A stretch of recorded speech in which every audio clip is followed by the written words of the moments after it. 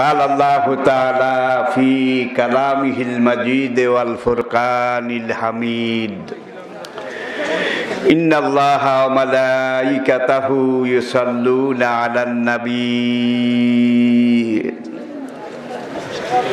يا أيها الذين آمنوا صلوا عليه وسلموا تسليما اللهم صل على سيدنا ونبينا وشفيعنا مولانا محمد صلى الله عليه وعلى آله وصحابه وبارك وسلم فأعوذ بالله من الشيطان الرجيم بسم الله الرحمن الرحيم محترمی و مکرمی قدر گرامی जनाब सदरुल मुहतरम गरा कदर वाजिबुल एहतराम हजरात नाइब रसूल उलमाए किराम फुजाला व मुरब्बियाने इज़ाम उपस्थित सकल स्तरेर बयसेर पर्यायेर दीनेर आशिकीन আল্লাহ এবং আল্লাহর রাসূলের মুহিব্বিন কালোজয়ী চিরন্তন পথের দিশা মহাগ্রন্থ কোরআনে হাকিমের সাথে মোতাল্লিকিন আমার প্রাণপ্রিয় এলাকাবাসী ভাইয়েরা মুহতারামা পর্দার আড়ালের মা ও বোনেরা আসসালামু আলাইকুম ওয়া রাহমাতুল্লাহ। শুরুতে আমি বিশ্ব নিয়ন্তা সর্বপ্রদাতা আলেমুল গায়ব আলা কুল্লি শাইইন কাদির ফাআলুল লিমা ইউরিদ আন্নাল কুওয়াতা লিল্লাহি জামিয়া লা তাখুযহু সিনাতুন ওয়ালা নাওম। আমাদের সেই মহান রব যিনি আমাদের জীবনের সব, আমাদের জীবনের একমাত্র লক্ষ্য, আমাদের জীবনের একমাত্র মুখ্য, আমাদের জীবনের একমাত্র পরম, আমাদের জীবনের একমাত্র চরম, আমাদের জীবনের সবকিছু যে মহান রব্বুল আলামিনের পক্ষ থেকে এসেছে আবার সবকিছু তার কাছেই ফিরে যাবে, ঠিক কিনা বলুন? সেই মহান রব্বুল আলামিনের শুকরগুজারি করছি যিনি মেহেরবানি করে আজকে আমাদেরকে ঐতিহ্যবাহী পণ্ডিতেরহাট ঈদগাহ কমিটি এবং যুব সমাজের সাহসী উদ্যোগ দল মত নির্বিশেষে আপনাদের সকলের এলাকাবাসীর প্রাণ ঢালা অকৃপণ হৃদয় নিংড়ানো সহযোগিতা আয়োজিত এই তাফসীরুল কোরআন মাহফিলের এই পর্যায়ে আমি মহান রব্বুল আলামিনের শুকরগুজারি করছি। সবাই সকল প্রকার জড়তা, দুর্বলতা, সংকীর্ণতা, আবিলতা, হীনমন্যতা ঝেড়ে ফেলে ঈমানের বলে বলিয়ান হয়ে জজবা ইশক এবং মহব্বতের আমেজ মিশিয়ে সমস্বরে বুলন্দ আওয়াজে আকাশ বাতাস মুখরিত করে নিজকে উজাড় করে বিলীন করে বীর বিক্রমে সিংহ গর্জনে উল্লাসের সাথে বজ্র বিষানে ফেটে পড়ে একবার আওয়াজ তুলে পড়ুন আলহামদুলিল্লাহ। আল্লাহ পাকের শুকরিয়া আদায় করা দরকার, না করলে চলে না, চলবে না, চলছে না, চলতেও পারে না। কেননা যেই মুখটা থেকে, যেই জিহ্বাটা, যেই জবানটা দিয়ে এই মাত্র আমরা কালেমাত শুকর আলহামদুলিল্লাহ পড়লাম, এই মুখটা কার তৈরি? জিহ্বাটা কার বানানো?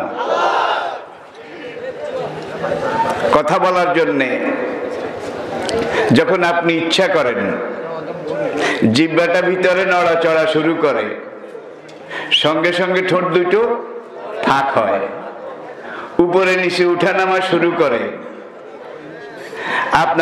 আমাদের জবান থেকে কথা বেরিয়ে আসে, শুধু বাংলায় আসে নাকি? ইংরেজিতে, আরবিতে, হিন্দিতে, পালিতে, নাগরিতে, শুধু মনের ব্যাপার। জিহ্বা কিন্তু একইভাবে নড়ে, ঠোঁট দুটো একইভাবে ফাঁক হয়, কথা বেরিয়ে আসে। আপনি যে ভাষায় বলতে চান ঠিক সেই ভাষায়। কথা বলার জন্য জিহ্বা ভিতরে নড়াচড়া শুরু করেছে। মনে করুন, ঠোঁট দুটো যদি এই সময় বলে যে আমরা এই মুহূর্তে নড়াচড়া করতে রাজি নই, তাহলে কথা কেমন হবে? আবার কথা বলার জন্য আপনি ঠোঁট নাড়া শুরু করেন, জিহ্বা যদি এই সময় বলে আমি মোরাকাবায় বসলাম, আই এম নট নড়ন চড়ন, আমি এখন নড়াচড়া করতে পারবো না, তাইলে কি কথা হবে? আবার আপনি কথা বলার জন্য জিহ্বা ভিতরে নড়াচড়া শুরু করেছে, এমন সময় আপনি যদি ঠোঁট দুটা বলে আমি 2 মিনিট পরে ফাঁক হব, তাইলে তো কথা হবে নাকি? আবার ঠোঁট নড়াচড়া শুরু করেছে, জিহ্বা ভিতর থেকে যদি বলে আমি 1 মিনিট পরে নড়াচড়া করব, তাইলে কথা হবে? দেখুন, এটাকে ইংরেজিতে বলা হয় কোঅর্ডিনেশন। কোঅর্ডিনেশন, একটার সাথে একটা সম্পৃক্তি এবং সম্পৃক্ততা। 1 সেকেন্ড আগেও নয়, 1 সেকেন্ড পরেও নয়। যখন যেভাবে যতটুকুন, যদি আপনি জোরে কথা বলতে চান, জিহ্বা একটু জোরে নড়াচড়া করবে, ঠোঁট দুটো একটু বেশি ফাঁক হবে, ঠিক কিনা? আবার যদি ধীরে কথা বলতে চান, জিহ্বা একটু ধীরে নড়াচড়া করবে, ঠোঁট দুটো অল্প ফাঁক হবে, ঠিক কিনা বলেন? তাহলে যে মহান রব্বুল আলামিন এই সাউন্ড বক্স, এই মাইক আপনার আমার জবান মোবারকে খালাকাল ইনসান আল্লামাহুল বায়ান, তিনি যে দিয়েছেন, দেখুন এই মাইকটা ব্যবহার করি, পিছনে খরচ আছে কিনা? আছে। এই লাইটগুলা ব্যবহার করি, পিছনে খরচ আছে নাকি নাই? আল্লাহ যে আপনাকে আমাকে এই কুদরতি একটা মাইক দিয়েছেন, মাইক, এই মাইকটা আপনি ঘরে, বাইরে, দোকানে, হাটে, বাজারে, গাঠে, মাঠে, সব জায়গায় 2 বছর বয়স থেকে বাজানো শুরু করেছেন। আজকে আপনার বয়স 80 বছর। কয়দিন ভাড়া দিয়েছেন বলেন? কয়বার এই মাইকের ব্যাটারি চার্জ দিয়েছেন বলেন? তাহলে লাইফ চার্জ, লাইফ গ্যারান্টি, ঠিক কিনা বলুন? আবার লাইট দুইটার দিকে তাকান, আপনি জন্মের পর থেকে এই লাইট দুইটা ব্যবহার করতেছেন। এই দুইটা লাইটের ফোকাস কত দূরে যায়? বিজ্ঞানীরা পরীক্ষা করে, গবেষণা করে বলেছে সূর্যের দূরত্ব 9 কোটি 30 লক্ষ মাইল। বোধহয় ফিতা দিয়ে মেপেছে নাকি? গজ দিয়া? নোয়াখালীর লোকেরা বলে মাপার খাতা কিলাই, মাপার খাতা কিলাই। তবে অজাও না সেরা যাও ও হাজা, এই আয়াতের ব্যাখ্যা দিতে গিয়ে অতীতের সকল মুফাসসিরিনে কেরাম, আমি মহাশূন্যে, মহাকাশে জ্বলন্ত, প্রদীপ্ত, উত্তপ্ত একটা জ্বলন্ত জ্যোতির্পিণ্ড সৃষ্টি করেছি। সেরা যাও ও হাজা, প্রদীপ্ত, জ্বলন্ত, উজ্জ্বল। বিজ্ঞানীরা এটা নিয়ে গবেষণা করেছে, যুগের পর যুগ, বছরের পর বছর, শতাব্দীর পর শতাব্দী গবেষণা করে তারা যে কথাটা বলেছে, সূর্য একটা জ্বলন্ত অগ্নিকুণ্ড। বৈজ্ঞানিকগণ বলেন সূর্য একটা জ্বলন্ত গ্যাসের সমষ্টি। সূর্যটা গ্যাসে জ্বলে, আর সূর্যটা জ্বলে বলেই আমরা আলো পাই, উত্তাপ পাই। ঠিক কিনা বলেন? সূর্য যদি নিভে যায় পুরা দুনিয়ার সবকিছু শেষ, নিভে যাবে, খতম হয়ে যাবে। প্রতি সেকেন্ডে 30 কোটি ton hydrogen gas, I repeat, আবার বলছি, সূর্যটাকে এইভাবে জ্বালিয়ে রাখতে 1 সেকেন্ডে 30 কোটি টন হাইড্রোজেন গ্যাস লাগে।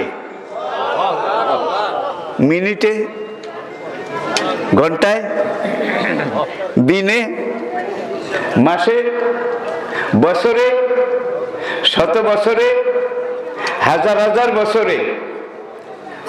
আর সূর্যের উত্তাপ, টেম্পারেচার, এটা কদ্দূর?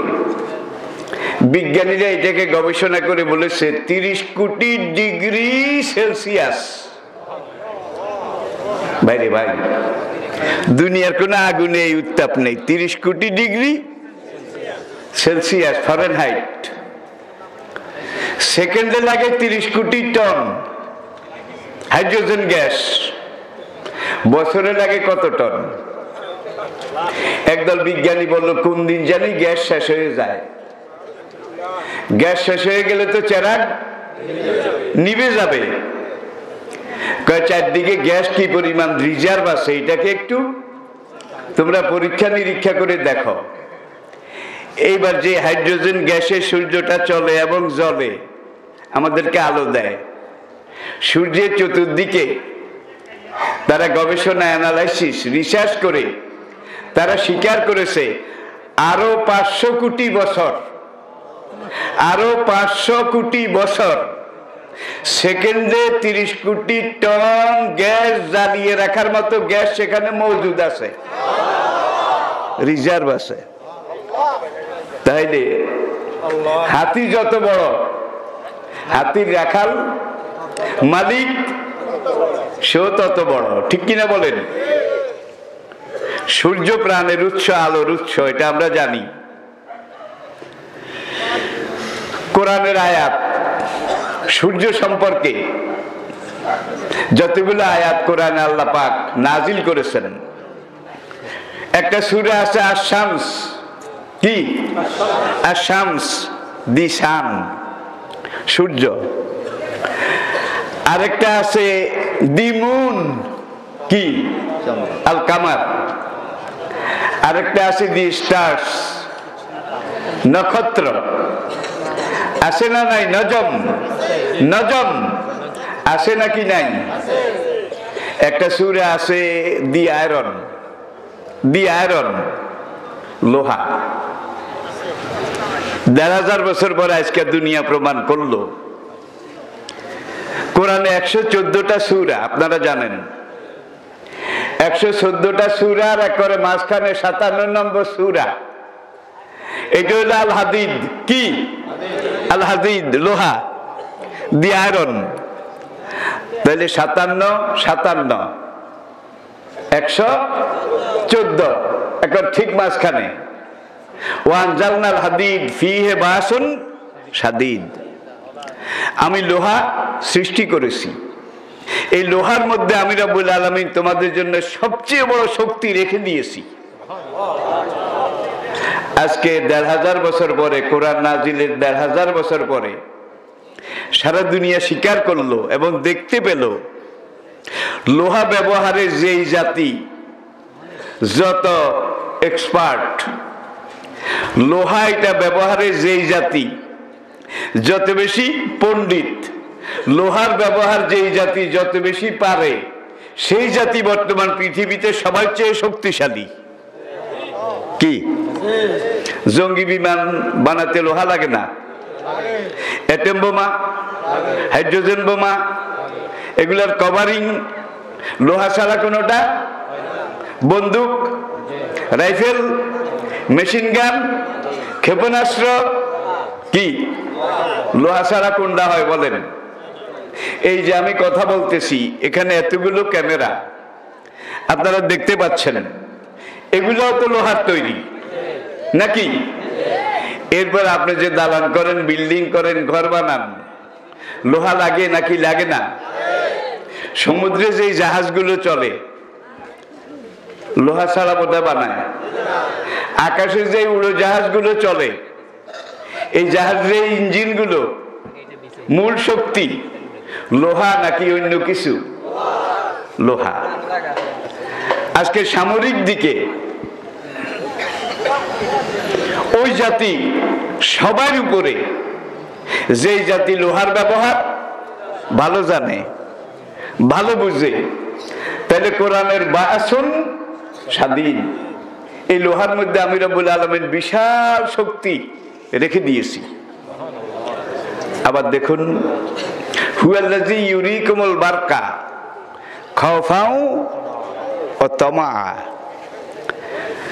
যখন আকাশে বিদ্যুৎ চমকায়, আমরা যেটাকে বলি খালা ঝিলিক নাকি, এই যে বিদ্যুৎ চমকে মেঘে মেঘে ঘর্ষণ খায়, এই বিদ্যুৎটার মধ্যে আমি আল্লাহ তোমাদের জন্য এই বিদ্যুতে রেখে দিয়েছি তামান, অনেক লাভ, অনেক শক্তি আমি আল্লাহ এই বিদ্যুতের মধ্যে রেখেছি। তবে সাবধানে ধরিও, তালে বেতালে ধরলে কিন্তু এক শর্টে তোমার 12টা বাজায় দেবে। বিদ্যুতের ধর্ম 1000 বছর আগে কোরআন বলছে, ইয়াকাদুল বারকু ইয়াকতাফু আবসারাহুম, বিদ্যুতের মধ্যে আল্লাহ এমন শক্তি রেখে দিয়েছেন যে শক্তিটা লোহার শক্তির চাইতেও অনেক বিশাল, অনেক বড়। আপনারা জানেন যে কোরআন নাজিলের পরে হাজারাত সাহাবায়ে কেরাম তারা রাসূলের কাছে শুধু কোরআন পড়েছেন। তখন কোন স্কুল কলেজ বিশ্ববিদ্যালয় কিছুই ছিল না। মসজিদে নববীর লাগোয়া বারান্দা একটা মাদ্রাসা রাসূল করেছিলেন, সোফা মাদ্রাসা, আজও আছে। যারা গেছেন তারা রওজা শরীফের অপোজিটে দেখতে পাচ্ছেন, লোহার গ্রিল দিয়ে এইভাবে ঘেরা। এখানে কোনো কোনো সময় 70 জন, কোনো সময় 300 জন পর্যন্ত সাহাবা। ইনাদের মধ্যে আবার কিছু সাহাবা ছিলেন যারা হোল টাইমার, যাদের বাড়ি নাই, ঘর নাই, সংসার নাই, দিনে রাতে 24 ঘন্টা তারা নবীর কাছে শুধু কোরআন শিখেন, হাদিস শিখেন। তাহলে কোরআনটা কি? ইন হাযা ইল্লা যিকরুল লিল আলামিন নয়, এই কোরআন বরং বিশ্ব মানবের চেতনাবাণী। তাহলে দেখুন, অচেতন মানুষ বেঘরে তারা ঘুমিয়েছিল, পড়েছিল, তারা মদ খেত, সুদ খেত, ঘুষ খেত, জুয়া খেলতো, সকল রকমের নেশায় তারা বিভোর ছিল। জেনা, ব্যভিচার, খুন, ধর্ষণ, যুদ্ধ বিগ্রহে তারা মত্ত ছিল। ঠিক কিনা বলেন? মানুষত্ব বলতে কিছুই ছিল না। কোন মা বাবার ঘরে যদি মেয়ে সন্তান জন্মগ্রহণ করত, তখন মা বাবা দুইজন পরামর্শ করে এই রাত পোহাবার আগেই নিজের হাতে গর্ত কুড়ে ওই মেয়েটাকে জীবিত দাফন করে ফেলতো, জীবিত। কোরআন এসে বলল, আইজাল মাউদাত সুয়েলাত বেআইয়ে জামবিন কুতিলাত। আল্লাহু আকবার। তোমরা যে সন্তানদেরকে, কন্যা সন্তানদেরকে মৃত, মরার আগে জীবিত কবর দিচ্ছ, হাসরের দিন এই সন্তানদেরকে আমি আল্লাহ জিজ্ঞাসা করব, কোন অপরাধে তোমার মা বাবা তোমাদেরকে এইভাবে জীবিত কবর দিয়েছিল? জীবিত কবরটা কেন দিত? কারণ দেশে কোনো আইন কানুন ছিল না, কোনো মানুষত্ব ছিল না, আদর্শ তো ছিলই না। আর মানুষ যদি মানুষত্ব হারিয়ে ফেলে, তাহলে মানুষ কিন্তু আর মানুষ থাকে না, পশু হয়ে যায়। শুধু পশু হয় না, পশুর চাইতে আরো উলাইকা কাল আনাম বাল হুম আদাল, বরং হায়াত জানোয়ারের চাইতে আরো নিকৃষ্ট পর্যায়ে চলে যায় যদি আদর্শ না থাকে। আর আদর্শ যদি থাকে, তাহলে আল্লাহর নূরের তৈরি ফেরেশতা যারা কোনো গুনাহ করে না, পাপ করে না, পাপ করতে জানে না, অনন্তকাল ধরে কোন ফেরেশতা শুধু জিকির, কেউ তেলাওয়াত, কেউ তাসবিহ, কেউ রুকুতে আছে লক্ষ লক্ষ বছর, কোন ফেরেশতা সিজদায় আছে লক্ষ লক্ষ বছর। অনাহানু নুসাব্বিহু বিহামদিকা অনুকাব্বিসু লাক, এটার মধ্যে কিন্তু সব আছে। আমরা তোমার জিকির করি, ইবাদত করি, বন্দেগী করি, তোমাকে রুকু করি, সিজদা করি, ইবাদতের যত দিক সব দিক আমরা করি। রব্বুল আলামিন কয় যতই ইবাদত করস তোদের নসিবে পাস নাই, যতই ইবাদত করস তোদের নসিবে পাস নাই। মুফাসসিরিনে কেরাম জবাব দিয়েছেন, ফেরেশতারা এত পরিশ্রম করে, এত ইবাদত করে, পাস নাই কেন? একটাই জবাব সব মুফাসসির, আল্লাহ রাসূল থেকে যেটা এসেছে কাল পরম্পরায়, বংশ পরম্পরায়, সেটা হলো পাপ করার যোগ্যতা আল্লাহ যাদেরকে দেন নাই, গুনাহ করার যোগ্যতা আল্লাহ যাদেরকে দেননি, তারা যতই সওয়াব করুক আর নেক করুক এটার কোনো দাম নাই। ঠিক কিনা বলেন? আবার দেখেন গরু আপনার, শিম ক্ষেত ডাইল ক্ষেতটাও আপনার। সকালবেলা গরু ঘরের দরজাটা খুলে গরুটার রশিগুলো এইভাবে গুটিয়ে হাতে নিয়ে আপনার ডাইল ক্ষেতের কিনারে নিয়ে গেলেন। ক্ষেতের আলি গিয়ে এখন গরুর কানের কাছে মুখ নিয়ে আপনি গরুকে ওয়াজ করেন, ওরে গরু তুই আমার গরু, আমি তোর মালিক, এইটা আমার ডাইল ক্ষেত, মাঠে সব ঘাস পাতা তুই খাইস, তোর জন্য জায়েজ বৈধ, আমি ডালগুলো নেব, তোকে খরবশিগুলা খাওয়াবো, আমি মালিক বাঁচলে তো তুই গরু বাঁচবি। এই ক্ষেত্রে ডাইল গাছ খাওয়া, শিম গাছ খাওয়া তোর জন্য মাকরুহ তাহরিমি, কবিরা গুনাহ। ওয়াজের সুরে বলেন না, ইয়া আইয়ুহাল গরু ইন্নী আকুলু লাকা হাযিহি জিরাতি লা তাকুল মিনহা শাইয়ান হাযিহি হারামুন লাক।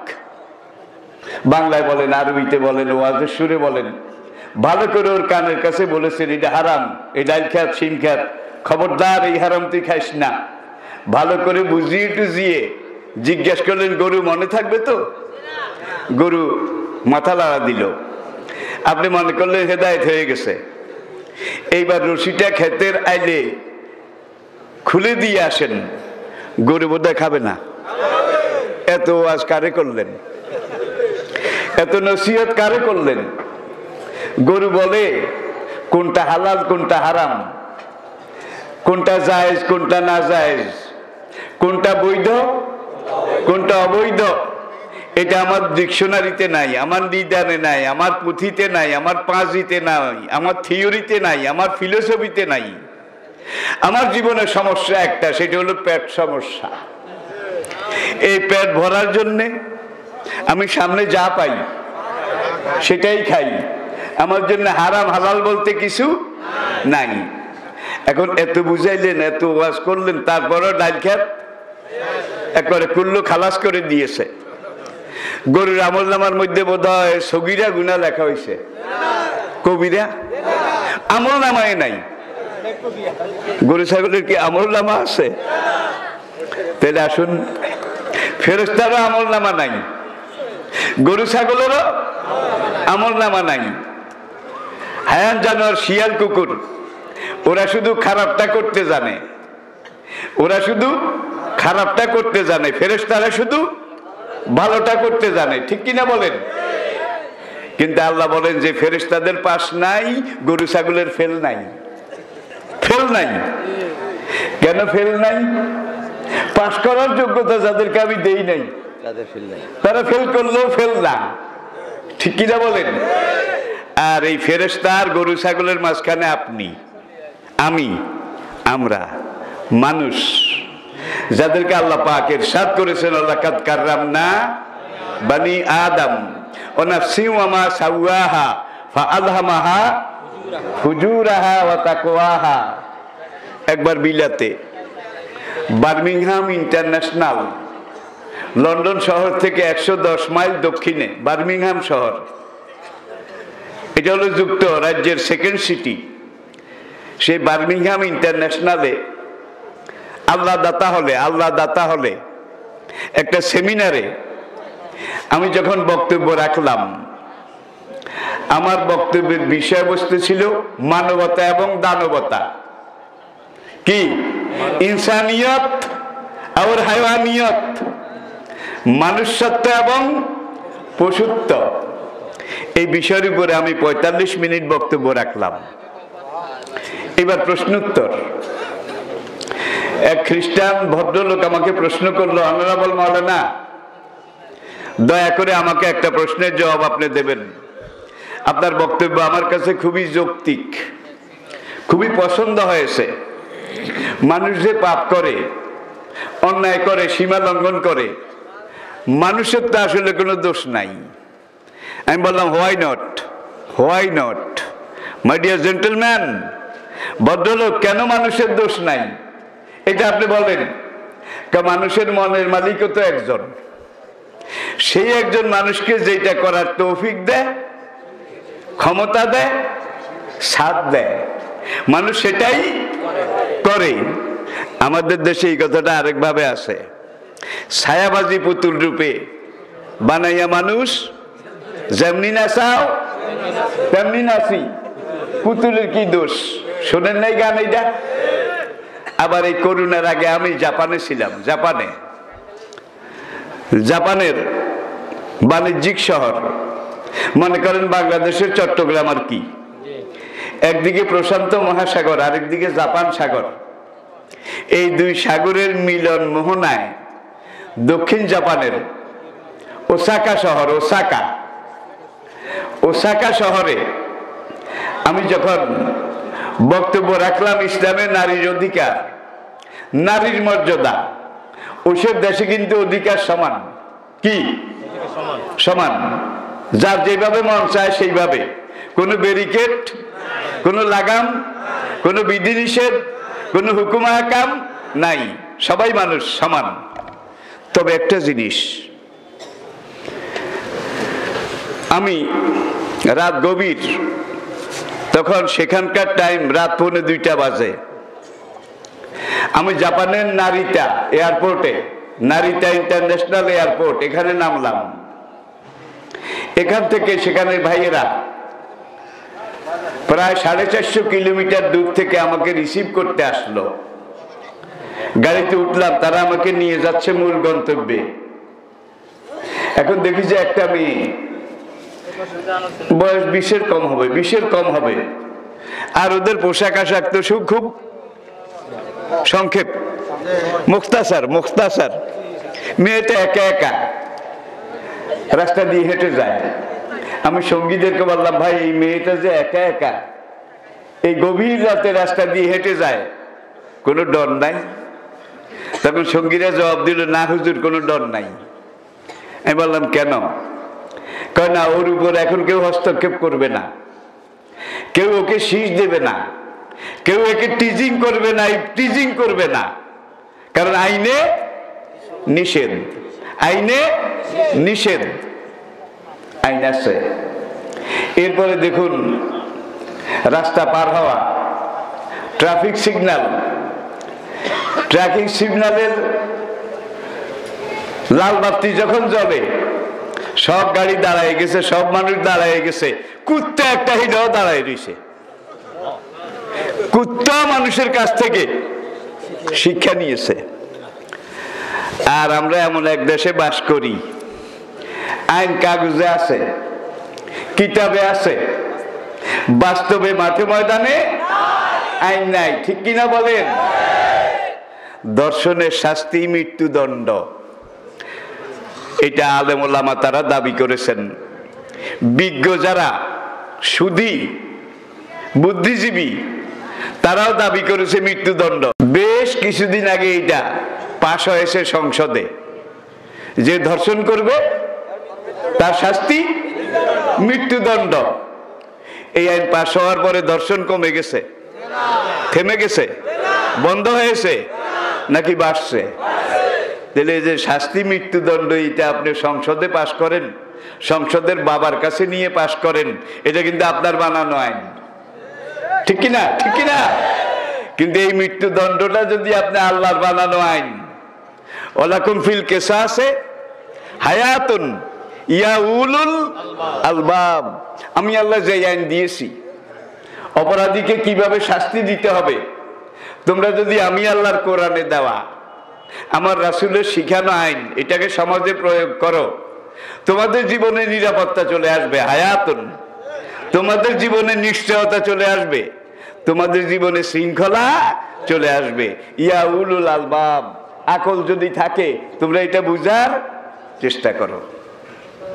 একটা উদাহরণ দেব কি? আচ্ছা আসুন, মনে করেন আপনি একজন মানুষ। এখন আপনি একজন মানুষ হিসাবে আপনি জানলেন, বুঝলেন, দেখলেন সমাজে পাপ হচ্ছে, জিনা হচ্ছে, ব্যভিচার হচ্ছে, নারী নির্যাতন হচ্ছে, ধর্ষণ হচ্ছে, আর নেশার ব্যাপারে জিরো টলারেন্স, এটা সরকারের পলিসি। এখন দেখা যায় নেশা বোধহয় বন্ধ হয়ে গেছে, জোরে বলেন। দিন যত যাচ্ছে নেশা কমছে, দেখা যায় মানুষের আইন দিয়ে কোনোদিন কোনো মানুষ সমাজ কন্ট্রোল করা যায়নি, অতীতেও যায়নি, এখনো যায় না, ভবিষ্যতেও যাবে না। যদি সমাজকে নিয়ন্ত্রণ করতে হয়, অন্যায় থেকে ফিরাতে হয়, বিরত রাখতে হয়, তাহলে ওয়ালাকুম ফিল কিসাসে হায়াতুন। দেখুন সূরা নূর, কোরআনে পাকের সংক্ষিপ্ত একটা সূরা, কিন্তু ইসলামের ফৌজদারি আইন, জুডিশিয়াল ল, দণ্ডবিধি। আযানিয়াতু আযানি, অবিবাহিত জেনাকারিনী নারী, আযানিয়াতু আযানি, অবিবাহিত জেনাকার পুরুষ। আমি কি বুঝাইতে পেরেছি? দুজন অবিবাহিত, ইজা জানাইয়া, এরা যদি আল্লাহর জেনার ব্যাপারে আল্লাহ কত কঠোর ভাবে কোরআনে বলেছেন, ঠিক কিনা? আল্লাযীনা হুম লিফুরুজিহিম হাফিজুন। কালা রাসূলুল্লাহ সাল্লাল্লাহু আলাইহি ওয়াসাল্লামা মান কাফালা লি হাযিহি ওয়া হাযিহি কাফালতু লাহুল জান্নাহ। নবী আপনাকে বলছেন, আমার যুবক ভাইয়েরা লক্ষ্য করুন, আমার যে উম্মত আমাকে দুইটা জিনিসের নিশ্চয়তা দেবে, হাযিহি ও হাযিহি, একটা তার উপরের অঙ্গ আর একটা নিচের অঙ্গ, এই দুইটার খেয়ানত করবে না, এই দুইটার অপব্যবহার, অন্যায় ব্যবহার করবে না, হারাম পথে ব্যবহার করবে না। কাফালতু লাহুল জান্নাহ, আমি নবী তার জান্নাতের জামিন হয়ে গেলাম। এখন রাসূল কথা বলতেন খুব সংক্ষেপে। নবীর ওয়াজ নসিহত গুলা দেখেন, 2 মিনিট, 5 মিনিট, 7 মিনিটের উপরে কোনো বক্তব্য নাই, এবারত কম, কিন্তু ব্যাখ্যা আসমান জমিন, বিস্তারিত। নবীজি জীবনে লম্বা ভাষণ একটাই দিয়েছেন, বিদায় হজের ভাষণ, 27 মিনিট। 27, যেটাকে আজকে দুনিয়া স্বীকার করে মানবাধিকারের মহাসনদ, মানবাধিকারের মহাসনদ। বিদায় হজ্জে আল্লাহ নবী যে নির্দেশনাগুলো জাতিকে, আমাদেরকে, বিশ্ববাসীকে দিয়েছিলেন, তাহলে হাযিহি ও হাযিহি, একবার হুজুর উপরের দিকে আঙ্গুল, আবার নিচের দিকে। এখন সাহাবায়ে কেরাম সবাই তো আর জেহেন সমান না, কি কেউ বুঝেছে, কেউ বুঝে না, হাযিহি ও হাযিহি। এখন এই হাদিসটাই আরেক সনদে, আরেক বর্ণনা পরম্পরায়, আরেক লাইনে, আরেক চেইনে আরেকজন রাবী এই হাদিসটাই রওয়ায়াত করেছেন। কালা রাসূলুল্লাহ সাল্লাল্লাহু আলাইহি ওয়াসাল্লাম মান কাফালা লি মা বাইনা রিজলাইহি ওয়া মা বাইনা শাফাতাইহি কাফালতু লাহুল জান্নাহ। আল্লাহু আকবার। আল্লাহ যেই বান্দা, আমি যে নবীর যেই উম্মত, আল্লাহর নির্দেশ মানার জন্য, আমি নবীর ইতাআত করার জন্য তার 2 ঠোঁটের মাঝখানের একটা অঙ্গ, এটাকে হেফাজত করলো, কোনটা? জিহ্বা। কাউকে ছুরি দিয়ে আপনি 1.5 ইঞ্চি 2.5 ইঞ্চি ঢুকাইয়া দিছেন, এটাকে সেলাই করা যায়, হাসপাতালে নেওয়া যায়, এটাকে চিকিৎসা করা যায়, ঠিক কিনা বলেন? কিন্তু জিহ্বা দিয়ে কারে এমন ভাবে আপনি আঘাত করেছেন, এটাতে কোনো সিলাইও করা যায় না, মলমও লাগান যায় না। কারণ চাকু ছুরি দায়ের আঘাত বাইরে লাগে, আর জিব্বার আঘাত কলমে লাগে, হৃদয়ে লাগে, যেখানে কোনো চিকিৎসা চলে না। ঠিক না বে ঠিক? খবরদার কুড়াল দিয়ে কোবাইয়েন, দরকার হইলে যায়, যেটা বলছি না, জিব্বা দিয়ে কাউকে কোপাইয়েন না। এটা কুড়ালের কোপের চাইতেও আরো মারাত্মক। নবী বলেন, দুই ঠোঁটের মাঝখানের একটা অঙ্গ, অমা বাইনা রিজলাইহি, দুই পায়ের মাঝখানের একটা অঙ্গ, বুঝেছেন বোধ হয়? এই দুইটার নিশ্চয়তা আমাকে যে দিল, আমার যে উম্মত দিল, কানা মাইয়া ফিল জান্নাহ, সেই উম্মত আমি নবীর সাথে একই জান্নাতে যাবে। আল্লাহু আকবার, আল্লাহু আকবার। এখন আসুন আবার ওই আগের কথায়, অবিবাহিত তরুণী আর অবিবাহিত তরুণ, যুবক যুবতী, ইজা জানাইয়া, এরা যদি জেনা করে, এরা যদি ব্যভিচারে লিপ্ত হয়, তাহলে ফাজলিদু কুল্লা ওয়াহিদি মিনহুমা মিয়াতা জালদা, তাদের এক একজনকে 100 দোররা, কত? 100 দোররা, 100 বেত্রাঘাত করো। দোররা আপনাদেরকে আমি এখন বুঝাইতে পারবো না, কারণ দোররার গঠন আর প্রণালী এগুলা বলতে গেলে আবার আধা ঘন্টা দরকার। হযরত ওমরের দোররার নাম শুনলে তদানীন্তন দুইটা সুপার পাওয়ার রোম এবং পারস্য থরথর করে কেঁপে উঠত। বাবারে বাবা, ওমরের দোররা, কোনো কনসেশন নাই, কোনো কনসিডারেশন, ওমরের দোররা ডাইরেক্ট। ঠিক না বে ঠিক? কথায় কথা চলে আসে। তাইলে যদি অবিবাহিত হয়, তারা যদি ব্যভিচার করে, 100 দোররা মারো। আর জানি লা ইয়ানকিহু ইল্লা জানিয়াতান, যেই যুবক যেই যুবতীর সাথে জেনা করেছে, 100 দোররা মারার পরে সেই যুবক ওই যুবতীকে অবশ্যই বিবাহ করিতে বাধ্য থাকিবে। কি? কারণ তুমি এটাকে উচ্ছিষ্ট বানিয়েছো। আইনটা চিনেন? আইনটা, আইনটা এবার ওদের বুঝে গেছেন, আইনটা করছ। রায়পুরে আমার ছাত্র জীবনে এক হুজুর ছিলেন, বলতো লাডি মারা মালানা, লাডি মারা। তিনি বলতেন, তোর আইনটা তুই খা, ইয়াই ইয়াই খা। তুই যখন এটাকে এটো বানিয়েছিস, উচ্ছিষ্ট বানিয়েছিস, তোর উচ্ছিষ্ট তোকেই খেতে হবে, এটা অন্য কোনো চরিত্রবান মানুষ খাবে না। তাইলে অবিবাহিত হইলে 100 দোররা মারাও, বিয়া পড়াইয়া দাও। ঠিক কিনা? আবার দেখুন এর বিপরীতে, আর শায়েখ হওয়া শায়েখাতে যা জানাইয়া, বিবাহিত নর আর বিবাহিতা নারী, এই দুইজন যদি জেনা করে, ফারজেমুহুমা নাকালাম মিনাল্লাহ, তাদের কোমর পর্যন্ত গেড়ে পাথর মেরে মাথার মগজ উড়িয়ে দাও। অবিবাহিত হইলে 100 দোররা মারো, তওবা করে বিয়ে পড়াইয়া দাও। আর বিবাহিত হইলে কোমর পর্যন্ত গেড়ে পাথর মেরে তাদেরকে হত্যা করো। একই জেনা, বিচার কিন্তু দুই রকম। আমি কি বুঝাতে পেরেছি? দুই রকম বিচার হইল কেন? আগের দুইটা ছিল অভাবসর, আগের দুইটা অভাবসর, আর শেষের দুইটা স্বভাবসর। বিবাহিত বউ আছে, তারপরেও যখন ওইটা করেছে, দেখা যায় অভাবে করে নাই, স্বভাবে করেছে। ঠিক কিনা বলেন? অভাবসরের বিচার একরকম, স্বভাবসরের বিচার আরেক রকম। অভাবসর দেশের জাতির কোনো ক্ষতি করে না।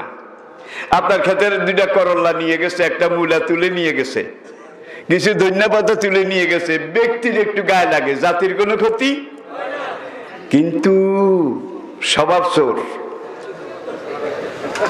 এরা মূলাও চুরি করে না, করল্লাও চুরি করে না। শশীবাজায় ইজি চেয়ারে বসে কলমের খোঁচায়, এক এক খোঁচায় কোটি কোটি টাকা তারা মেরে দেয়, বিদেশে পাচার করে দেয়। ঠিক কিনা বলে? ইসলামের ফৌজদারি আইন, কুরাইশ বংশের একটা মেয়ে, এইমাত্র ইসলামী রাষ্ট্র ঘোষণা হয়েছে মদিনায় হিজরত করার পরে। কুরাইশদের একটা উপশাখা, বনু মখজুম গোত্র, বনু, ওলামায়ে কেরাম জানেন, বনু মখজুম কুরাইশদের উপশাখা। এই বংশের একটা মেয়ে চুরি করেছিল, বেশি কিছু না, ছোট্ট একটা বদনা, বদনা ইব্রিক, তাফসীরে লিখেছে ইব্রিক, ছোট একটা বদনা। এখন নবীজির কাছে বিচার আসলো, এটা ইসলামের প্রথম বিচার কিন্তু, তাহলে এই মাত্র ইসলামী রাষ্ট্র কায়েম হয়েছে, চোর ধরা পড়েছে। কি চোর? বদনা চোর। মেয়ে একটা, কোন বংশের? কুরাইশ বংশের, নবী বংশের। এখন আল্লাহ নবী রায় দিয়ে ফেললেন, আর সারেকা তো ফাক্তাউ, চোর বা চুরিনি তাদের হাত কেটে দাও। নবী রায় দিলেন, মেয়ে যখন চুরি করেছে, চুরি প্রমাণিত হয়েছে, হাত কেটে দাও। উমরের মতো সাহাবী সেখানে, আবু বকর রাদিয়াল্লাহু তাআলা আনহুর মতো সাহাবী তাদের উপস্থিতিতে। এখন সাহাবীরা একটু কানাঘুষা করেন, ফিসফাস করেন, এই মাত্র ইসলামী রাষ্ট্র কায়েম হয়েছে, এখনই যদি প্রথম কেস, প্রথম মামলায় নবী বংশ, রাসূলের নিজের বংশ একটা মেয়ের হাত কাটা হয়, তাহলে কিয়ামত পর্যন্ত এটা একটা ব্যাড রেকর্ড, খারাপ উদাহরণ হয়ে থাকবে। ইসলামের নবী কোরআনের আইন নিয়ে এসেছে, আর প্রথম বিচারে তার নিজের বংশের মেয়ের হাত কাটা গেছে, একটা খারাপও লাগবে, একটা বদনামও হবে। ইয়া রাসূলুল্লাহ, এখন উমরে বলে, রাসূলকে বলার মতো সাহস আমার নাই। নিয়ারেস্ট ম্যান আবু বকর, তাকে কেউ কেউ বললেন, আপনি গিয়ে হুজুরকে বলেন, কোরআনে তো আরেকটা আয়াত আছে, আউদিয়াতুন মুসাল্লামাতুন। দেখেন, একটা হলো কেসাস, আর একটা হলো দিয়ত, ক্ষতিপূরণ, ক্ষতিপূরণ, জরিমানা, কি ক্ষতিপূরণ। এখন এই দুইটাই তো ফৌজদারি আইন। এখন নবী বংশ, রাজবংশ, কুরাইশ বংশ, রাসূলের বংশ, প্রথম মামলায় যদি এই মেয়ের হাত কাটা হয়, কিয়ামত পর্যন্ত একটা রেকর্ড হয়ে থাকবে। হুজুর, হাত কাটার আইনটাকে মুলতবি করে ক্ষতিপূরণ, দিয়ত, দিয়ত, এটা করা যায় না? যায়েদ ইবনে হারেসা রাদিয়াল্লাহু তাআলা আনহু হুজুরের একেবারে খাস খাদেম। আবু বকর উমর গিয়ে যায়েদের কানে কানে বললেন যে, আমরা সাহস পাই না, ভাই তুমি গিয়ে রাসূলের কাছে কথাটা বলো। যায়েদ ছেলে মানুষ, তারা শিখাইয়া দিছে, যাইয়া হুজুরের কানে কানে কা আবু বকর উমর এই কয়, হুজুর আপনার না কেটে ক্ষতিপূরণটা আপনি রায় দিয়ে দেন। শোনার সঙ্গে সঙ্গে নবীজির চেহারা মোবারক লাল হয়ে গেল। নবীজি বলে, লাওয়ান্না ফাতেমাতা বিনতে মুহাম্মাদিন সারাকাত, আমার মেয়ে মুহাম্মদও যদি চুরি করতো, লাকাতা তো ইয়াদাহা, আমি তার হাতও কেটে ফেলতাম। এটা ইসলামের আইন। আর আজকাল যত চোর ধরা পড়ে, সব মেনসেরুমিয়া, মেনসেরুমিয়া, নিজের মানুষ, নিজের লোক, নিজের লোক, নিজের মানুষ, ঠিক কিনা বলো? কারোকে বিচার হয় না। আপনার বাড়ির সামনে একটা ক্ষেত, এখানে একটা খারাপ ঘাসের ঝাড় উঠলো, ঝাড়। এখন জমিনটাকে যদি আপনি ঠিক রাখতে চান, তাহলে এই ঘাসের মুড়াটা কি করতে হবে? পানি ঢালতে হবে বোধ হয়, নাকি একবারে বাড়াইল? লা তাজার আলাল আরদি মিনাল কাফিরিনা দাইয়ারা, নূহ আলাইহিস সালামের এই দোয়ার মতো এমন ভাবে খন্তা বাড়াইল মেরে উঠাইতে হবে যাতে একটা শিকড়ও যদি থাকে, এইটাও কিন্তু পরে আবার ভাইরাস হবে, ঠিক কিনা? মূল সুদ্ধা, পাপের মূল সুদ্ধা উপরে ফেলতে হবে। এখন একটা দুইটা এই ঘাস জমিনে উঠেছে, আপনি এখনই বাড়াইল মেরে, কোদাল মেরে এগুলা যদি উঠায় ফেলেন, আপনার জমিনে আর ঘাস হবে না। এখন যেখানে ঘাসের মুড়া যেটা গজায়, সেটারেই সবাই পানি ডালে, তারা সেটারেই তারা সার দেয়, সেটারেই লালন করে, সেটারেই ক্ষমা করে, ঠিক কিনা? করতে করতে এখন দেখা যায় পুরা মাঠটাই আগাছায় ভরে গেছে, পুরা মাঠটাই জঞ্জালে পরিপূর্ণ হয়ে গেছে, ঠিক না বে ঠিক? প্রিয় ভাইরা, দেখুন আবার সূরা নূর, আযানিয়াত, অবিবাহিতা জেনাকারিনী নারী, জানিন, আর অবিবাহিত জেনাকার পুরুষ, এরা যদি জেনা করে, তাহলে এই শাস্তি যেটা এতক্ষণ বললাম। তাহলে জেনার ব্যাপারে নারীর কথা আল্লাহ আগে বলেছে, কি? আযানিয়াত, কার কথা আগে? আর পুরুষের কথা পরে। এতে আল্লাহ আমাদেরকে যে জিনিসটা শিখাইছে, সমাজে যে জেনা হয়, ব্যভিচার হয়, ধর্ষণ হয়, নির্যাতন হয়, দায়ী, ঠিক কিনা? কয় বুক ফাটে তো মুখ ফাটে না, এটার নাম নাকি নারী। কিন্তু যখন বাইরের দিকে যায় তখন ওড়না বারবার পড়ে যায়, একবার ওড়না উঠায় আবার মানুষের দিকে চায়। কাসিয়াতিন আরিয়াতিন মুমিলাতিন মাইলাত রুসুহুন্না কাসনেমাতিল বখতে। এইভাবে লিপস্টিক, ঠোঁট পালিশ, ওঠ পালিশ, নেল পালিশ, পিতল পালিশ, সব পালিশ লাগিয়ে টাগিয়ে চেহারাটাকে আরো আকর্ষণীয়, রঙিন, বিভিন্ন রকম সেন্ট মেরে মেরে এইটাকে আরো লোভনীয় করে তারপরে বের হয়। তার চুলগুলা খোলা। নারীদের চুলও কিন্তু সতর, 100 ভাগ সতর, ঠিক কিনা বলেন? প্রয়োজনে বের হতে পারবে, প্রয়োজনে, অপ্রয়োজনে না, মার্কেটিং এর জন্য না। এখন তো হাটে বাজারে যান, মহিলার জন্য দোকানে ঢুকা যায় না। তরকারি দোকানে যান, মহিলা কাস্টমারের জন্য। পুরুষ কাস্টমার 2 রকম আছে। একরকম কাস্টমার আছে মহিলা কোনখানে হেন্দা ঢুকো, আরেক রকম কাস্টমার আছে মহিলা দেখলে বেচারা ওই কিনারে খাড়াইয়া থাকে। দুই রকম আছে না নাই? আল্লাহু আকবার। দেখুন, এখন আপনি যদি আপনার রিপু একটা কুকুর, তাকে একটা রুটি এইভাবে মেলে ধরেন, খুলে ধরেন, তাইলে কুকুরটা বোধহয় রুটির দিকে আগায় আসবে না। কুকুরটার মুখ দিয়ে বোধহয় লালা বের হবে না। জোরে বলেন। সে পাগল পারা হয়ে এটা নেয়ার চেষ্টা করবে, ঠিক কিনা বলেন? কুত্তার দোষ যে দূর, রুটি বাইর করো বাড়াও ধরেছে যে তার দোষ আরো বেশি। এখন দেখেন, তোমার এই বডিটা আল্লাহর নেয়ামত। নারীর শরীর আল্লাহর কুদরতি মেশিন, ঠিক না বে ঠিক? এটার মধ্যে আল্লাহ এত লোভ, এত আকর্ষণ, এত নমনীয়তা, এত কমনীয়তা সৃষ্টি করে দিয়েছেন। নর আর নারী এই দুইজনকে আল্লাহ বলেছেন কাছাকাছি আসা যাবে না, পাশাপাশি থাকা যাবে না। পুরুষদেরকে বলেছে তোমার দৃষ্টি নিচের দিকে নামাও, নারীদেরকে বলছে তোমরা তোমাদের দৃষ্টি নিচের দিকে নামাও, আর তোমাদের লজ্জাস্থান সমূহ হেফাজত করো। এখন জেদ্দুর সতর সবটাই কিন্তু লজ্জাস্থান। কি জেদ্দুর সতর সবটাই কিন্তু লজ্জাস্থান।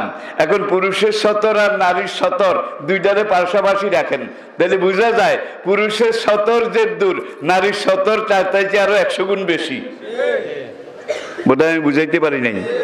পুরা শরীরটাই তো সতর। প্রয়োজনে হাতের কবজি, পায়ের পাতা, চোখ দুইটা প্রয়োজনে। কিন্তু শখের মার্কেটিং এটার জন্য ব্যবহার করা যাবে না। স্বামী কাছে নাই, ছোট ছোট বাচ্চার খাওয়ার দুধ নাই, রান্না করার কোনো তরকারি নাই, আর তরকারি আনাবে এনে দেবে এমন কোনো মানুষ মোহরেম আত্মীয়দের মাঝে নাই। বেচারি এখন না গিয়ে উপায় নাই। এখন ইসলাম বলছে আগে শরীরটা ঢাকো, সাজগোজ পরিত্যাগ করো, কোন স্প্রে গ্রান লাগে এরকম কিছু গায়ে মারিও টারিও না। দেখছেন কারবার? গ্রান লাগে, আকর্ষণ লাগে এরকম কিছু গায়ে মারিও না। চেহারাটাকে আরো উজ্জ্বল করার চেষ্টা, কসমেটিক, লিপস্টিক এগুলা লাগাইও না। তুমি একেবারে এইভাবে শরীরটা ঢেকে যাও। এখন একদল মা বোন তারা আজকাল বোরকা পরে। ভাই, বোরকার যেই কাটিং আর ডিজাইন, বোরকা পরার পরে শরীরের উঁচু নিচু টিলা টক্কর সব বাইরের থেকে বোরকার উপর দিয়ে দেখা যায় না, কিন্তু আঁচ করা যায়, ঠিক কিনা? অনেক মা বোন এমন বোরকা পরে যে বোরকা ঢাকার জন্য উপরে আরেকটা বোরকা পরা ফরজ হয়ে যায়, ঠিক কিনা বলেন? তাহলে বোরকাটা হবে কেমন? এবার আপনারা নিজেরাই চিন্তা করলে বুঝবেন। আকর্ষণীয় হতে পারবে না, লোভনীয় হতে পারবে না, বডি টাইট হতে পারবে না, ঢিলা ঢালা, ঠিক কিনা? এরপরে আসুন, পুরুষে লুঙ্গি পরবে, প্যান্ট পরবে, পায়জামা পরবে টাকনুর গিরার উপরে, ঠিক কিনা? আর মেয়েরা পরবে টাকনুর গিরার নিচে। এখন অনেক ক্ষেত্রে উল্টা হয়ে গেছে, দেখা যায় অনেক মেয়ে টাকনুর গিরার উপরে পড়ে, অনেক মেয়ে, আর অনেক যুবক তরুণ তারা টাকনুর গিরার নিচে পড়ে। এখন রাসূল যে বলেছেন টাকনুর গিরার পুরুষেরা টাকনুর গিরার নিচে পোশাক পরতে পারবে না, মা কানা মিনাল ইজারে তাহাতাল কাবাইহে ফাহুয়া ফিন্নার। আল্লাহু আকবার। টাকনুর গিরার নিচে প্যান্ট পায়জামা, জামার যে অংশ টাকনুর গিরার নিচে যাবে সেই অংশটা জাহান্নামে যাবে। এইটার উপরে আমেরিকা, ব্রিটেন, জার্মানি, ফ্রান্স এই তিনটা দেশের একদল বিজ্ঞানী তারা গবেষণা করলো যে ইসলামের নবী টাকনুর গিরার উপরে পুরুষদেরকে কেন পায়জামা প্যান্ট এগুলো পরতে বলেছেন, এর হাকিকত কি, কারণটা কি। গবেষণা করে তারা দেখেছে যে সকল যুবক টাকনুর গিরার নিচে এই প্যান্ট পায়জামা পরেছে, ভাই নিচে তো নিচে প্যান্ট পায়ের গোড়ালি মুড়ালি দিয়ে যাইতে যাইতে করে জুতার তলে অর্ধেক পর্যন্ত ঢুকে গেছে, নাই বোধহয় আছে। এই ধরনের যুবক যারা প্যান্ট পরেছে টাকনুর গিরার নিচে, তাদের টাকনুর গিরার মধ্যে যেই গ্রিসটা আছে, যেই সলিউশনটা আছে, হ্যাঁ, এটা শুকিয়ে জাম হয়ে গেছে, এখন গিরা লড়ে না। কি পুরুষদের কথা বলছি। আর মেয়ে যারা টাকনুর গিরার উপরে পড়েছে, মেয়ে যারা টাকনুর গিরার উপরে পড়েছে নিচে পড়ে নাই, তাদের এখানের গিরিল এটা জ্যাম হয়ে গেছে, মোবিল শুকায়ে গেছে। তাহলে বোঝা যায় দর্শন আছে, ফিলোসফি আছে, যুক্তি আছে। আরেকটা উদাহরণ দেব ভাই, আপনারা হাসি দেন কিনা বলেন? হাসি দেন না? আমাদের নবী আমাদেরকে শিখিয়েছেন তোমরা যখন হাসি দাও তখন আলহামদুলিল্লাহ রাব্বিল আলামিন এটা পড়ো। এটা নিয়ে একদল লোকের চুলকানি শুরু হয়ে গেছে যে হাসি একটা বিরক্তিকর কিম্বুত কিমাকার। অনেক সময় হাসির চোটে মুখ দিয়ে লালা বের হয়, নাক দিয়ে ঘন ঘন শ্লেষা, শ্লেষা, হিঙ্গুল চিনেন? হিঙ্গুল হাসির সাথে বাইরে হয় কিনা? কি খারাপ একটা জিনিস। আর ইসলামের নবী খাইয়া দেয় কোনো কাম নাই। হাসি দিলে আলহামদুলিল্লাহ পড়তে কইছে। এই বিশ্রী হাসির সাথে আলহামদুলিল্লাহ সম্পর্ক কি? আবার আলহামদুলিল্লাহ হলো খুশির খবর, ঠিক না বে ঠিক? তারা এটার উপরে একাধারে 12 বছর গবেষণা করেছে, 12 বছর হাসি।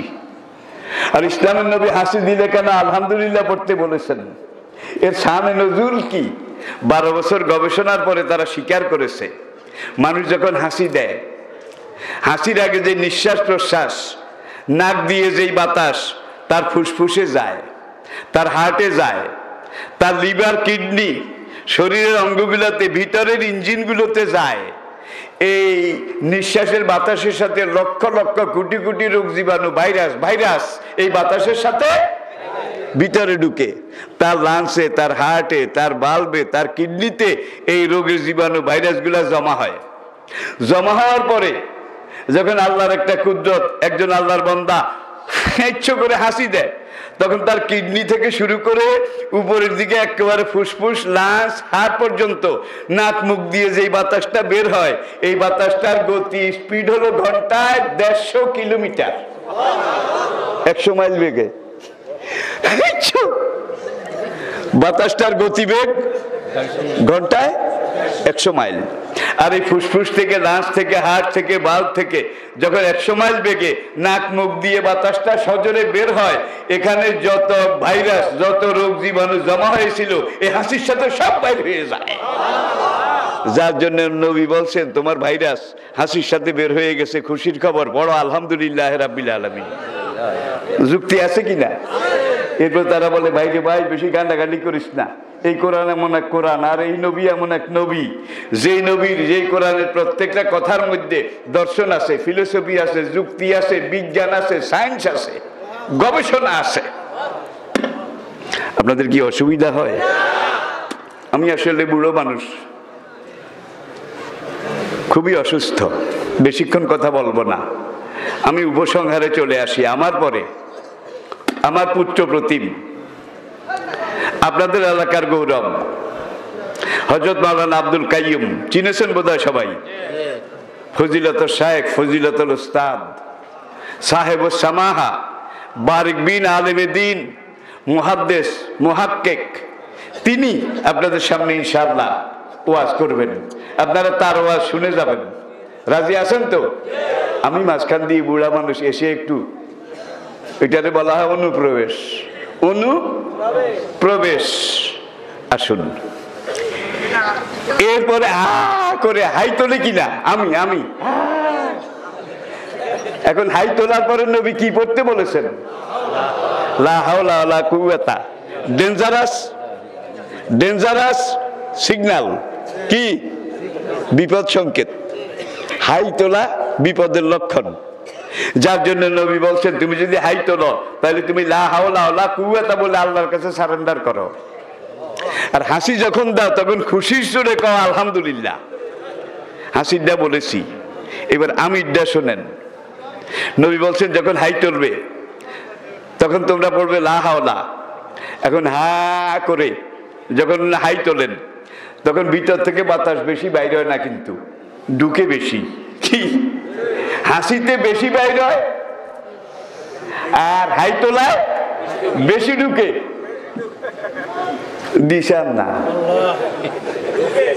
এখন এই যে বাতাসটা আপনি প্রবল বেগে হাই তোলার পরে নাক মুখ দিয়ে ঢুকে, এই বাতাসের সাথে লক্ষ কোটি রোগ জীবাণু আপনার শরীরে ঢুকে, ফুসফুসে ঢুকে। এই রোগ জীবাণুগুলো হাইয়ের সাথে ঢুকেছে, যার জন্য নবী বলেন লা হাওলা ওয়ালা কুওয়াতা। এটা পড়ো, তাহলে যত লক্ষ ভাইরাস ঢুকে থাকুক এগুলাকে আল্লাহ নিউট্রাল করে দেবেন, বেকার করে দেবে, তোমার কোনো ক্ষতি করতে পারবে না।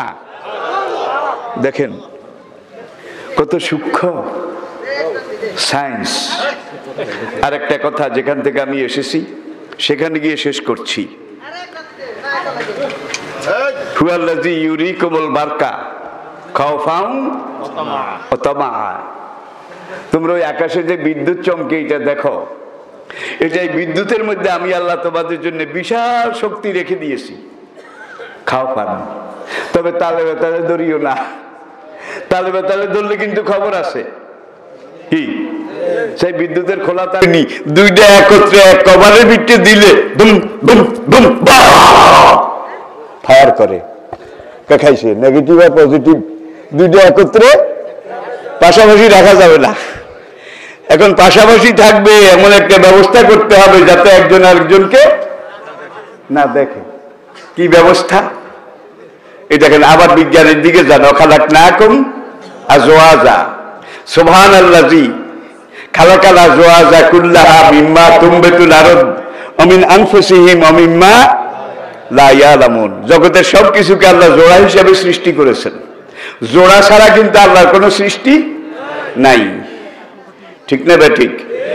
এখন এই বিদ্যুৎ এটাকে পাওয়ার পরে তারা এটাকে অ্যানালাইসিস করলো, পরীক্ষা করে দেখলো বিদ্যুতের অর্ধেক নেগেটিভ অর্ধেক পজিটিভ। ইলেকট্রন প্রোটন মুজাক্কার মুয়ান্নাস। বেঞ্জামিন ফ্রাঙ্কলিন দিল যে দোনোটারে আলাদা রাখা লাগবে। একটা আরেকটারে যদি একটু চুল মাথার বেনিয়েও দেখে, দেখলেই কিন্তু ইফটিজিং শুরু করে। ইফটিজিং বুঝেন? এখন এখান দিয়ে ওই নেগেটিভটার এখান দিয়ে একটু খোলা গেছে, ডিসকভার হয়ে গেছে। এখন ওই পাশ থেকে পজিটিভটা ছট ছট ছট ছট এই শুরু করছে ডিস্টার্ব। এটা নাম ইফটিজিং। ইফটিজিং করলে তো পথে পথে সব বিদ্যুৎ শেষ হয়ে যাবে। ঠিক না বে ঠিক? তাহলে নেগেটিভ পজিটিভ এই দুটারে আলাদা করো। এবার নেগেটিভকে এক লাইনে আনলো, পজিটিভকে আরেক লাইনে আনলো। দোনোটা পেশাপেশি করে একবারে গাও জড়িয়ে আছে, কিন্তু উপরে এমন কভার লাগাইছে কাছাকাছি পাশাপাশি থাকলেও একজন আরেকজনকে দেখার সুযোগ নাই। আছে নাকি? আপনার মাথার উপরের তার, আপনার ঘরের তার, এটার ভিতরেও কিন্তু দুইটা তার আছে নাকি নাই? একটা নেগেটিভ আর একটা পাওয়ার হাউসের ওখানে ওদের জন্ম, পাওয়ার হাউস। সেখান থেকে এরা এসেছে, সেখান থেকেই কিন্তু পৃথকভাবে এসেছে। দুজন কভারিং এর ভিতরে আছে, বোরকার ভিতরে নাকি নাই? নাকি নাই? এইবার এইভাবে পথে পথে তাদেরকে দেখা দেখি সুযোগ দিয়েন না, একজন যেন আরেকজনকে দেখতে না পায়। এখন নেগেটিভ কয় আমার মন ঠিক, পজিটিভ কয় আমার ইমান ঠিক। এদের এই মন ঠিক আর ইমান ঠিক এইটা বিশ্বাস করে যদি এখান দিয়ে আপনি কভার একটু খুলে দেন, তাহলে নেগেটিভ করবে আমি মোর আঁকা পাই বইছি। পজিটিভ বলবে যে আমি ধ্যানে বইছি, কেউ কাউকে কিছু বলবে না। কি বলবে না? ভাই দেখতে যত দেরি, সঙ্গে সঙ্গে টিজিং ইপটিজিং ছট ছট ছট ছট ছট। তাইলে টিজিং এর সুযোগ দেওয়া যাবে না। নর আর নারী তাদের জগৎ আলাদা, যার জগতে সে বিরাজ করবে, বিচরণ করবে। এইবার দুজনকে পাশাপাশি এনেছেন, সমাজে পাশাপাশি ছিল কিন্তু মেলামেশা দেখা দেখি মোলাকাতের সুযোগ হয় নাই। এখানে আনার পরে আপনি মাইকটা বাজাবেন, লাইটটা জ্বালাবেন, ফ্যানটা ঘুরাবেন। এখন যদি এই লাইটটা মাইকটা চালাতে হয় তাহলে নেগেটিভ আর পজিটিভ, নর আর নারী, তরুণ আর তরুণী, এই দুইজনের মধ্যে বৈধ বিবাহ পড়াইতে হবে আগে। এরপরে আসেন আর নেকাহ ইয়ানাকিদু বিল ইজাবে ওয়াল কবুল। এখন ইলেকট্রিশিয়ান, তার হাতে ফ্ল্যাশ একটা আছে নাকি নাই? এখন মাইকটা বাজাতে হলে, ফ্যানটা ঘুরাতে হলে মুজাক্কার মুআন্নাস, নেগেটিভ, নর নারী, তরুণ, এই দুজনের বিয়ে পড়াইতে হবে। তাহলে বিয়ে পড়াবার জন্য আরেকটা জিনিস, সাল্লাল্লাহু আলা,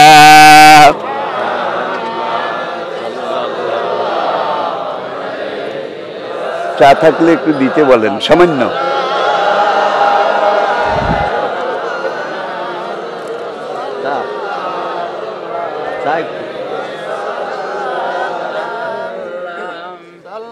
সাল্লাল্লাহু আলা মুহাম্মাদ সাল্লাল্লাহু আবার রিজন লাগে নাকি লাগে না? এখন এই ফ্ল্যাশিটা দিয়ে তুই রাজি রাজি রাজি ছপ রাজি ছপ, তুই রাজি ছপ ছপ, কাহা ইয়েস ইয়েস। কেজন পাওয়া গেছে এবার বিয়া পড়া, নর নারী দুজন মিলে দিলেন। এইবার এই দোনোটার উপর দিয়ে কভার একটা, সারা দেশে কভার দুইটা আসিল। বিয়ার বাসরে বসে হুন্না লিবাসুল লাকুম ওয়া আনতুম, আল্লাহু আকবার। কি সায়েন্টিফিক রে বাবা, কি যৌক্তিক, কি বিজ্ঞান ভিত্তিক। যখন এখানে বৈধভাবে বিয়া দিচ্ছেন, মাইক বাজে, লাইট জ্বলে, পাখা ঘুরে, জেনারেটর চলে, ঠিক কিনা বলেন? এইবার একদল পাগলা ইলেকট্রিশিয়ান বাইরেছে, তারা মাঝখান দিয়ে এসে মধ্যযুগে বলল মনের পর্দা বড় পর্দা, মনের পর্দা আসল পর্দা, এটা ঠিক থাকলেই হয়। সুতরাং প্রাইমারিতে একবার নেগেটিভ পজিটিভ দুজনের দেখা দেখি সুযোগ কর, একজন একজনের লাগে মিলা দুজনকে খুলে দিছে, দেখা দেখি সুযোগ করে দিছে নাকি? Secondary, higher secondary, college, university, দেখাইতে দেখাইতে দেখাইতে দেখাইতে টিজিং ইপটিজিং করতে করতে করতে করতে এবার এখানে আসে। এখানে আসার পরে এইবার মাইক বাজাবেন, ফ্যান ঘুরাবেন, এইবার আগের মতো বিয়া পড়া, দুজনের মুখের ঘুমটা খোল, এজেন্ট লাগবে তো, এজেন্ট। এখন দুজনের মুখের ঘুমটা খুলেছে, দুই আঙ্গুল তার ল্যাংটা করেছে, করে এইবার ফ্লাশ দিয়ে রাজি রাজি রাজি রাজি, তুই রাজি? নো রিপ্লাই, কেউ কোনো কথা কয় না। একজনের সিফিলিস, আরেকজনের গনোরিয়া। ঢাকা এলাকা মাল পানি যা আসিল আগের আলাদাই খাইয়া গেছে গা। মাফ করবেন, মাফ করবেন। আমাদের সিনেমা জগতে, নাটকের জগতে আজকে যারা অভিনয় করে তাদের বিয়ে কয়টা হয়েছে? ওই লিয়ে শেষ, ওই লিয়ে শেষ, ওই লিয়ে শেষ। পশ্চিমী দুনিয়াতে দেখেছি তারা বিয়ার বয়সের হিসাব করে বিয়ের সংখ্যা দিয়ে, বুড়া বুড়ি দুইজনে তিনখানা তাইছে, ছেলে মেয়েরা রেখে চলে গেছে। এখন এই তিনখানায় আসার পরে তারা দুইজনে সরকারি আইন মেনে বিয়ে পড়াইছে, একজন একজনকে বিয়ে করছে। এতিমখানা যেটা পশ্চিমী দুনিয়াতে আমি দেখেছি, কিন্তু সেই এতিমখানা এখন বাংলাদেশে হয়ে গেছে। বুড়া বুড়ি তাদেরকে, ছেলে বিলাত থাকে, আমেরিকা থাকে, ছেলে ঢাকাতে ওসি, ডিসি, সচিব, আর বাবা বারে বৃদ্ধাশ্রম। এখন এই বৃদ্ধাশ্রমে দুইজনের বিয়ে হয়েছে। হওয়ার পরে এইবার একজন আরেকজনের জিজ্ঞাসা, পুরুষটা জিজ্ঞাসা করে ওই বুড়িরে, সুন্দরী তোমার বয়স কত? বুড়িটা আবার কয় তোমার বয়স কত আগে কও। এখন এই বুড়িয়া কয় আসলে বয়স হিসাব তো ঠিক মতো জানি না। আমাদের এই জগতে এখন বিবাহের সংখ্যা দিয়ে মানুষ বয়সের হিসাব করে। তুমি আমার 57তম স্ত্রী, আর প্রথম বিয়ে যেদিন করি সেই সময় আমার বয়স ছিল 22 বছর। তাহলে এক এক বিয়ের বয়স যদি 1 বছর করে ধরি, তাহলে 57 বছর যোগ 22 বছর, এটা হইল আমার বয়স। বিয়ে করলেই তালাক, বিয়ে করলেই তালাক, হইলেই তালাক। দেখেন দুনিয়ার দিকে তাকান, সেই তালাক বাংলাদেশেও কিন্তু এইভাবে পাইকারি শুরু হয়ে গেছে। পাইকারি পাইকারি, ঠিক কিনা বলেন? এই তালাকের একটাই মাত্র কারণ, বিবাহ পূর্ব আর বিবাহ পরবর্তী নর নারী, তাদের এই জঞ্জাল, এই জেনা, অবাধ মিলামিশা। স্বামী সৌদি আরব, কুয়েত, কাতার, স্বামী ঢাকা, চট্টগ্রাম সরকারি বেসরকারি চাকরি করে, আর বিদেশে যাওয়ার সময় এই বেচারা বোন নামে ব্যাংকে অ্যাকাউন্ট খুলে গেছে, বড় মোবাইল একটা কিনে দিয়ে গেছে, যেন কথা বলার সময় একজন আরেকজনকে দেখে, লারে লাপ্পা হারে টাপ্পা এটা করতে পারে। এইটা কিনে দিয়ে স্বামী বেচারা চলে গেছে। এখন এই মোবাইল দিয়া দিনে একবারও স্বামীর সাথে কথা কয় না, কথা কয় নাগরের সাথে। নাগর চিনেন? নাগর, নাগর। এই নাগরের সাথে কথা কইতে কইতে 2-4 মাস যাওয়ার পরে লাইন হয়ে গেছে, লাইন আপ।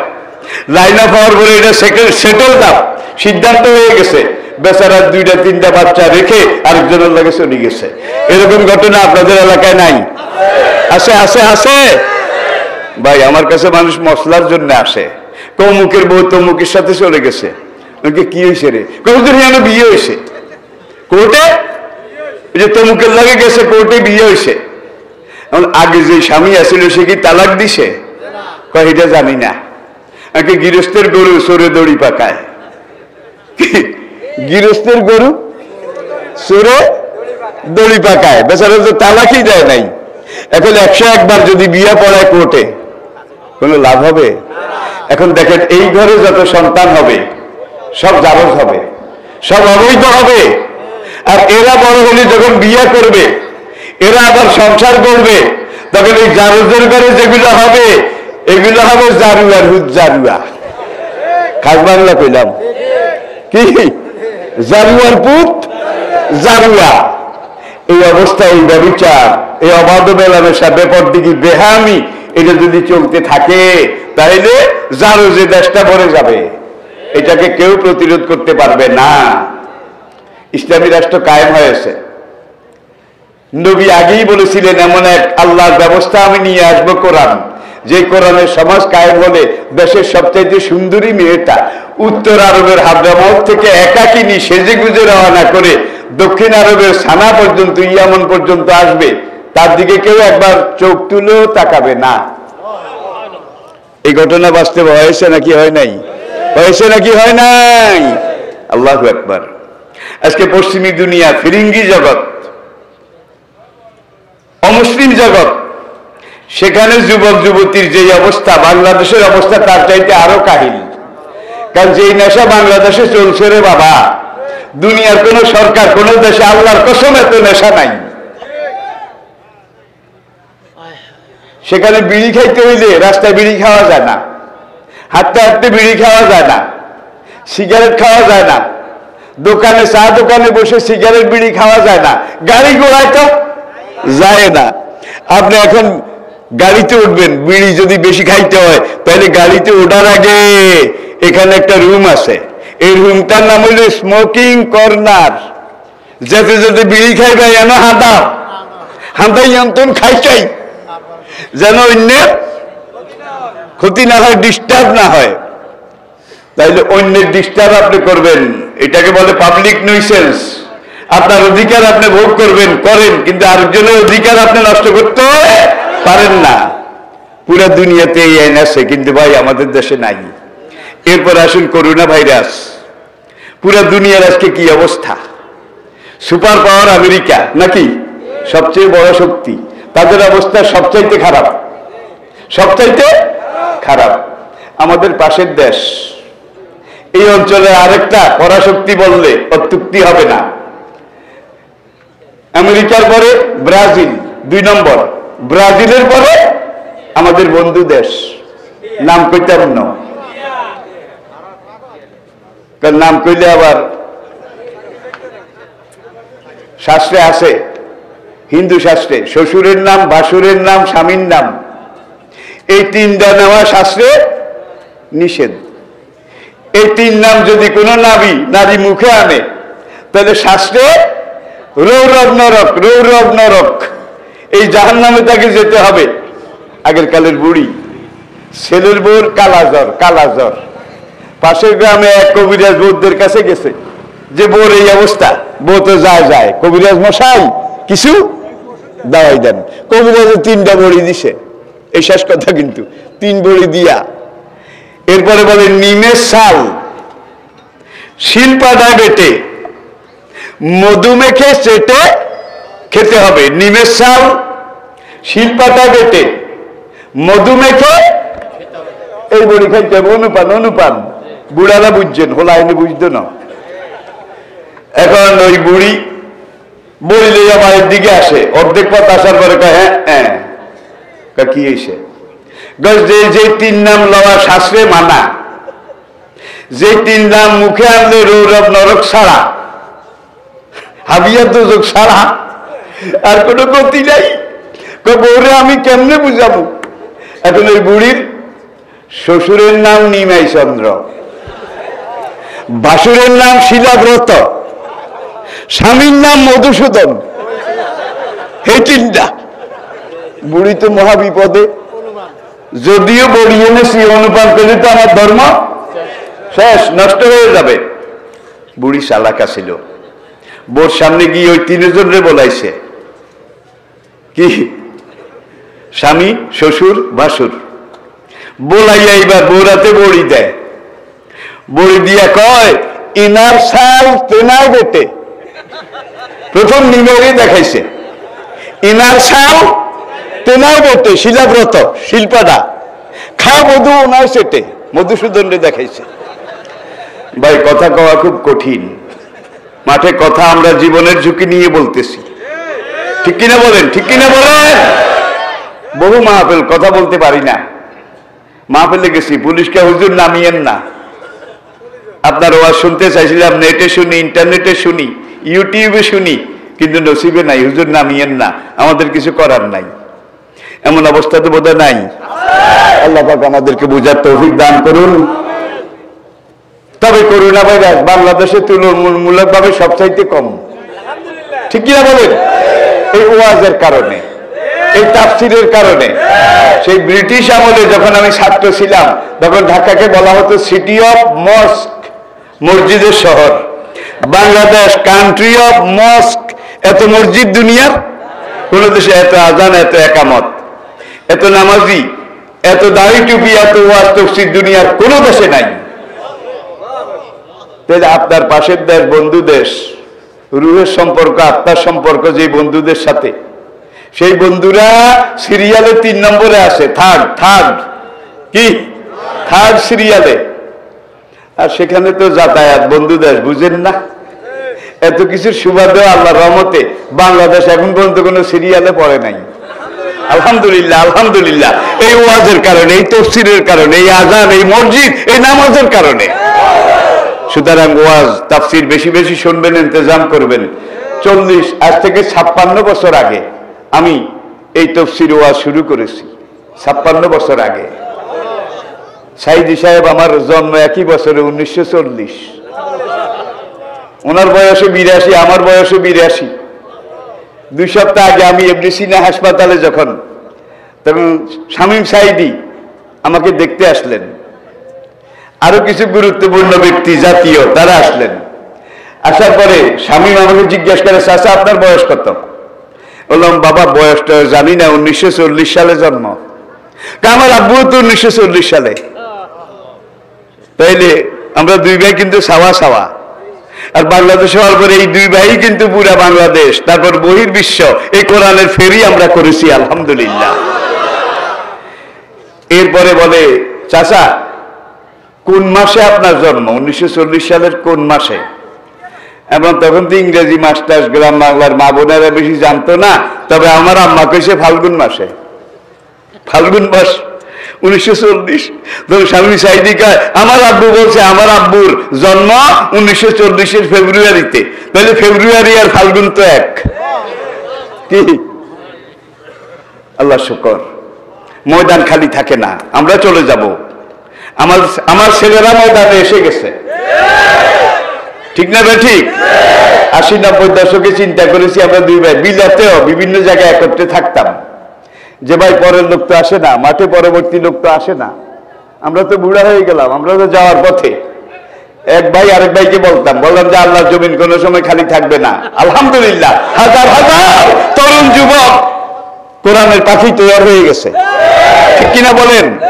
আল্লাহ পাক ওদেরকে হেফাজত করুন, আল্লাহ পাক তাদেরকে এই ময়দানে ইসলামী বিপ্লবের স্রোত এটা অনুরণনের তৌফিক দান করুন, সাহসিকতা মানসিকতা দান করুন। আমা আলাইনা ইল্লাল বালাগ ওয়া আখির দাওয়ানা আলহামদুলিল্লাহি রাব্বিল আলামিন।